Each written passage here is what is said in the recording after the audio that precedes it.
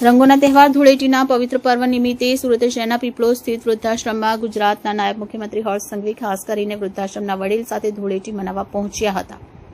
નાયબ મુખ્યમંત્રીએ માતા પિતા સમાન વડીલોને ગુલાલ લગાવીને સાથે રંગ રમીને ધૂળેટીની શરૂઆત કરી. વર્ષો બાદ વૃદ્ધાશ્રમના વડીલોના ચહેરા પર આ તહેવારનો સાચો આનંદ છલકાતો જોવા મળ્યો. ઘણા વૃદ્ધોએ આંખોમાં આંસુ સાથે કહ્યું, આજે અમને અમારા બાળકોની યાદ આવી ગઈ. આવા લાડકવાયા મહેમાન સાથે રંગ રમીને લાગે છે કે ફરી એકવાર જુવાન થઈ ગયા.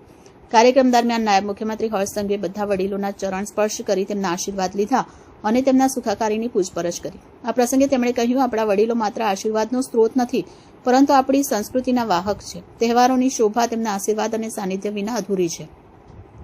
નાયબ મુખ્યમંત્રીએ આ પ્રસંગે યુવાનોને એક મહત્વપૂર્ણ સંદેશ પણ આપ્યો.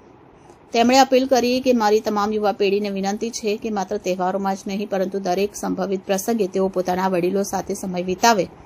જો તેઓ વૃદ્ધાશ્રમમાં હોય તો પણ તેમની મુલાકાત લઈ તેમના ચહેરા પર ખુશી લાવે. વડીલોની સેવા સૌથી મોટો ધર્મ છે. આ સમગ્ર કાર્યક્રમ દરમિયાન વૃદ્ધાશ્રમના વાતાવરણમાં ખુશી, ઉત્સાહ અને ભક્તિમય માહોલ જોવા મળ્યો હતો. આ અનોખી ધૂળેટીએ સાબિત કરી દીધું કે સાચો રંગ પ્રેમ, સન્માન અને આશીર્વાદનો હોય છે.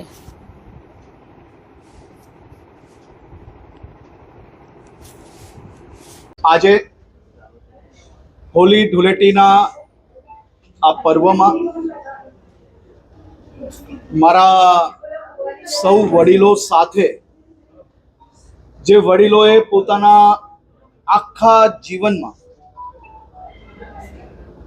ચપ્પલો ઘસીને દીકરા દીકરી યુવાનોના ચહેરા ઉપર હસી લાવવાનું કાર્ય કર્યું હોય, જેમનું આખું જીવન આપના સૌની ઉંમરના યુવાનોને માર્ગદર્શન આપ્યું હોય, અને એવા મારા વડીલો જોડે આજે વૃદ્ધાશ્રમમાં હોળીના આ પવિત્ર અવસરે એકબીજાને રંગીને આશીર્વાદ લઈને અને મારા વડીલોના ચહેરા ઉપર આજ રંગબેરંગી, આજ ખુશી જોડેનો ચહેરો એમનો આ જીવન રહે તેવી શુભકામનાઓ પાઠવી છે.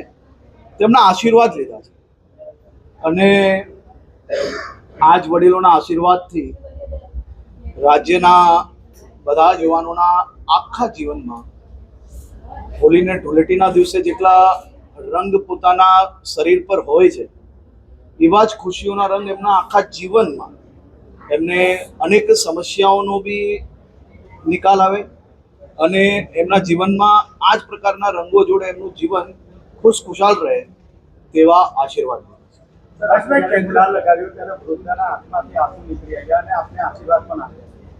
ખુશીઓના આંસુ છે. હું એમનો દીકરો, અને દીકરો જ્યારે પોતે તહેવારના દિવસે વડીલોને, દાદા દાદીને મળવા આવે તો એક ખુશીના આંસુ તો આવે ને. અને હું આ બધા વડીલોનો દીકરો છું અને વર્ષે અનેક વાર તહેવારોમાં હું એમને અહીંયા મળવા આવતો હોઉં છું. અને આ મારા જ વડીલો છે અને આ વડીલોની જવાબદારી એ મારી, આપની, સૌની છે. આજે તમે જુઓ કે એક ઘરમાં પરિવારની અંદર કેટલા દીકરા દીકરી હોળી ધૂળેટી રમાડવા આવે. આજે તમે અહીંયા જુઓ કેટલાય લોકોએ આ વડીલો જોડે આજે હોળી ધૂળેટી રમી છે.